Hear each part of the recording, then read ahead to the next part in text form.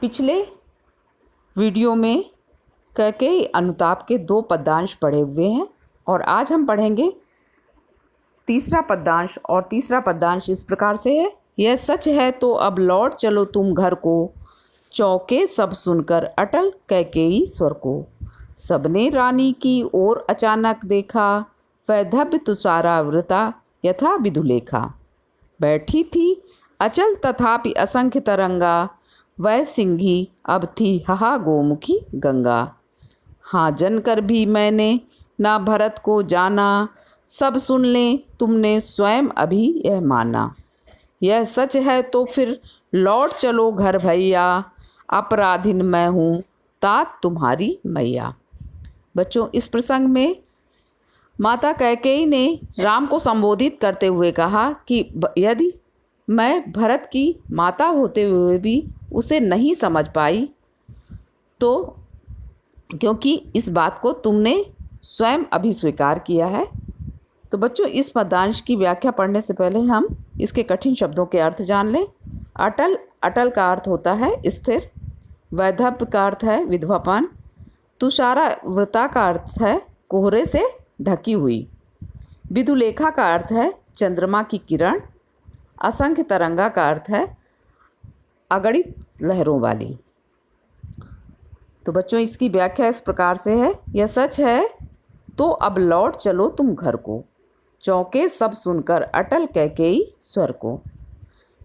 हे राम, यदि तुम्हारी यह बात सत्य है कि मैं माँ होते हुए भी भरत को नहीं समझ पाई, तो अब तुम घर को लौट चलो, क्योंकि अपनी नासमझी में मैंने तुम्हें जो वनवास भेजा है, मेरी उस भूल को तुम भुला दो।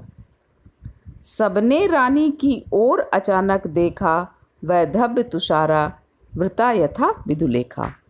कैकेयी ने इस दृढ़ स्वर को सुनकर सभी चौंक उठे और सब ने अचानक रानी कैकेयी की ओर देखा। उस समय वह विधवा के वेश में सफ़ेद वस्त्र धारण किए हुए ऐसी लग रही थी कि मानो कोहरे से ढकी हुई चांदनी हो। बैठी थी अचल तथापि असंख्य तरंगा, वह सिंही थी हहा गोमुखी गंगा। यद्यपि कैकेयी निश्चल और स्थिर बैठी हुई थी, फिर भी उनके हृदय में अनेक प्रकार की भावों की लहरें उठ रही थीं और वह पहले सिंहनी जैसा रूप धारण करने वाली कैकेयी अब गोमुखी गंगा के समान शांत, शीतल और पवित्र हो उठी थी। अर्थात उनके मुख से गंगा जल के समान कल्याणकारी और मधुर शब्द निकल रहे थे। हाँ जनकर भी मैंने ना भरत को जाना, सब सुन ले तुमने स्वयं अभी यह माना।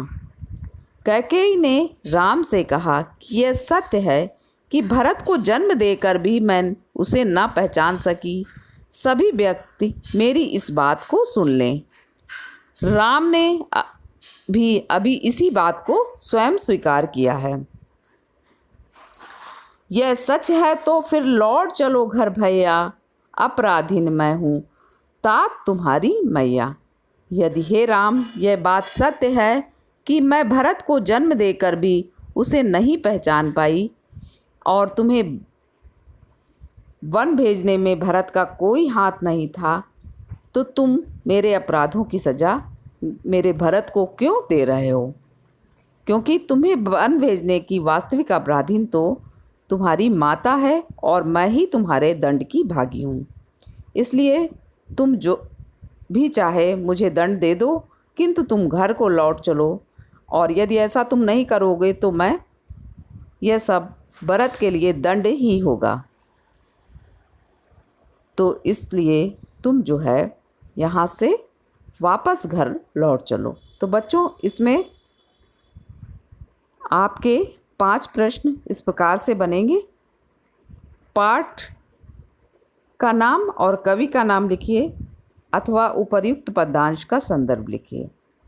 तो इस प्रश्न का उत्तर संदर्भ यदि लिखने को आएगा तो आपको लिखना होगा कि प्रस्तुत पद्यांश हमारी पाठ्य पुस्तक सामान्य हिंदी के काव्य भाग में संकलित कैकेयी अनुताप शीर्षक से लिया गया है और इसके रचयिता राष्ट्र कवि मैथिली शरण गुप्त जी हैं।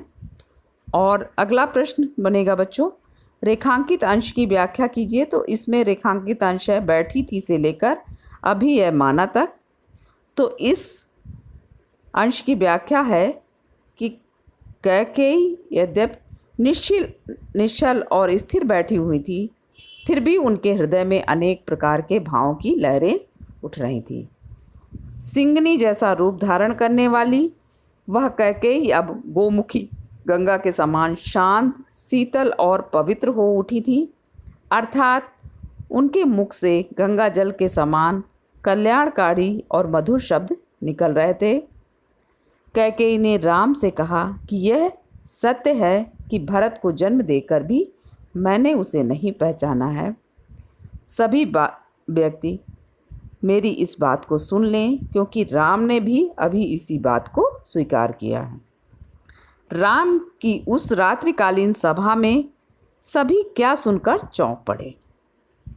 इस प्रश्न का उत्तर होगा, राम की उस रात्रिकालीन सभा में सभी कैकेयी के इस दृढ़ स्वर को सुनकर चौंक पड़े कि हे राम, यदि तुम्हारी बात सत्य है कि मैं माँ होते हुए भी भरत की बात ना समझ पाई, तो अब तुम घर को लौट चलो। अर्थात अपनी नासमझी में मैंने तुम्हें जो वनवास भेजने की कामना की थी, मेरी उस भूल को तुम भुला दो। बच्चों अगला प्रश्न होगा, एक विधवा के वेश में कैकेयी उस समय कैसी प्रतीत हो रही थी? इस प्रश्न का उत्तर होगा कि एक विधवा के वेश में कैकेयी उस समय सफ़ेद वस्त्र धारण किए हुए ऐसी प्रतीत हो रही थी कि मानो कुहरे से ढकी हुई चांदनी हो। अगला प्रश्न